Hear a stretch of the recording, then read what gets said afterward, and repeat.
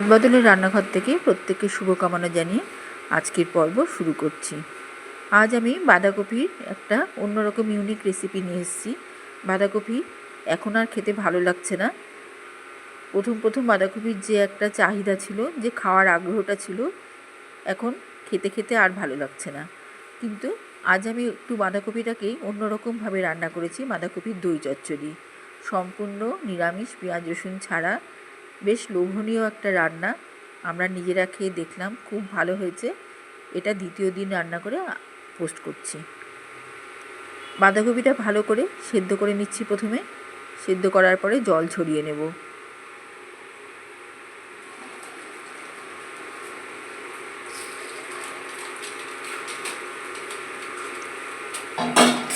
সম্পূর্ণ জলটা ছেঁকে এই জলটা আমি গাছে দিয়ে দেব। কড়াই বসিয়ে আমি বেশ কিছুটা আলু কেটে নিয়েছি। সেই আলুটা নুন হলুদ মাখিয়ে সর্ষের তেলে ভেজে নেব।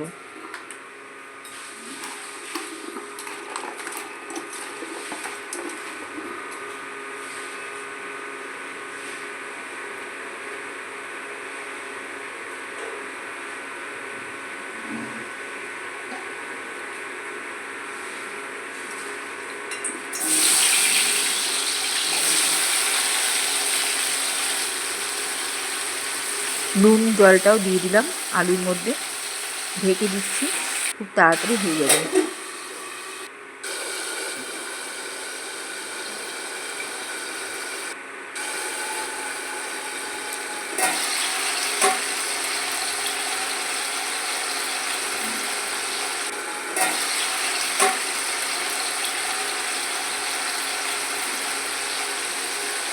আলু ভাজা ভাজা হচ্ছে।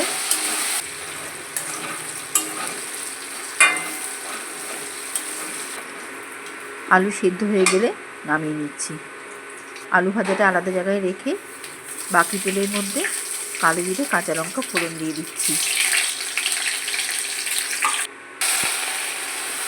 জল ছেঁকে নেওয়া সেদ্ধ বাঁধাকপি দিয়ে দিলাম।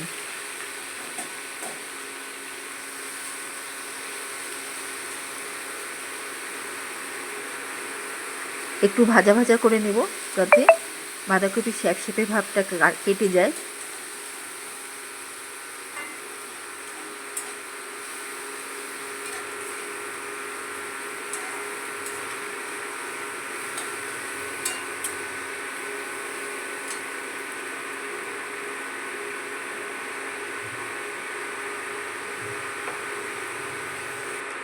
লবণ দিলাম, হলুদ দিলাম,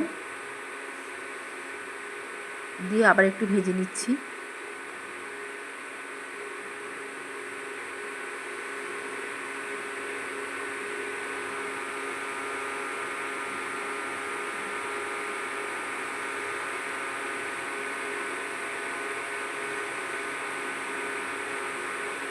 এবারে কড়াইশুঁটি দিয়ে দিলাম অনেকটা।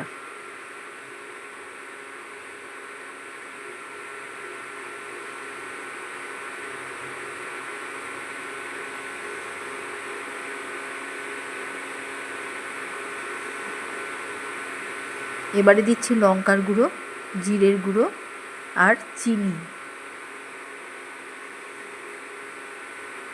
এই দিয়েও বাঁধাকপিটা পুরো টানিয়ে নেব রসটা,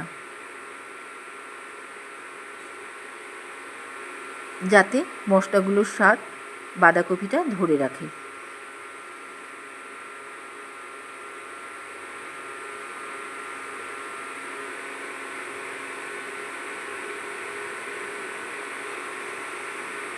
যে জলটা বাঁধাকপি থেকে বেরিয়েছে সেটাও টানিয়ে নেব নেড়ে চেড়ে। তবেই পানসে ভাবটা একেবারে কেটে যাবে।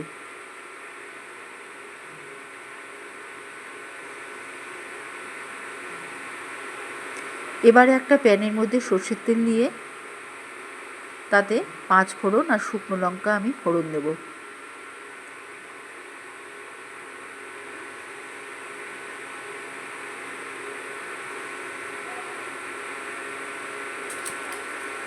শুকনো লঙ্কা দেওয়ার আগে আমি সব দানাগুলো ফেলে দেব, যাতে ঝাল কম হয়। রান্নাটা খুব হালকা করে বানাচ্ছি, কিন্তু খুব টেস্টি হবে খেতে।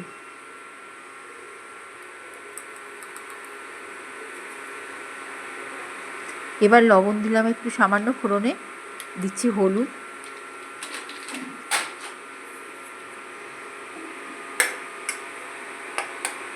এবারে কিছু টমেটো দিয়ে দিচ্ছি। টমেটোটা এই ফোড়নে ভেজে নেব।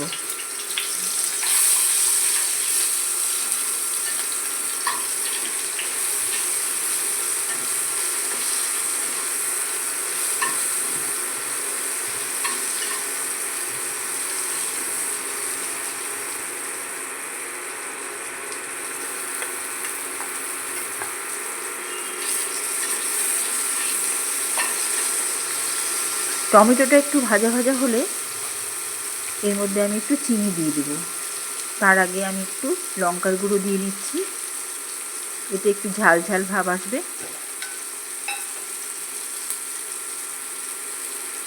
এবারে আমি চিনি দিয়ে দিলাম। আবার একটু কষিয়ে নিচ্ছি সব সিদ্ধ।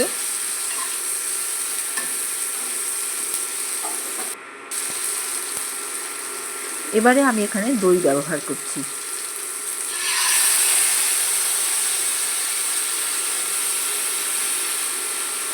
দই দিয়ে আবার একটু কষিয়ে দেব। যেহেতু এটা দই চচ্চড়ি, কাজে দইটাকে আমি বেশি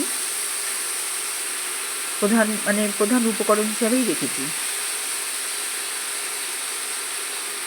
দইয়ের টেস্টটাই এই রান্নাটা থাকবে।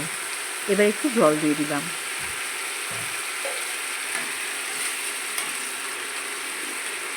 এখানে একটা দইয়ের ঝোল তৈরি করে ফেলছি।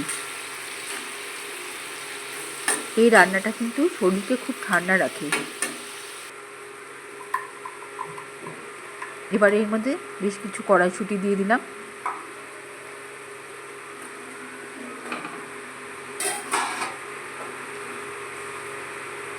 যখন তেল ছেড়ে আসবে দই থেকে, ফোড়ন থেকে, তখন সেই ঝোলটা আমি বাঁধাকপির রান্নার মধ্যে দিয়ে দিলাম।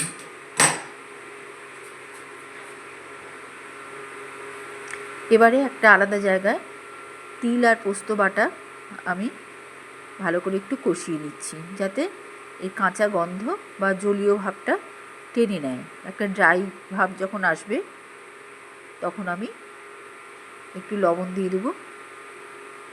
এটা একটু শুকনো শুকনো হবে কষানোটা।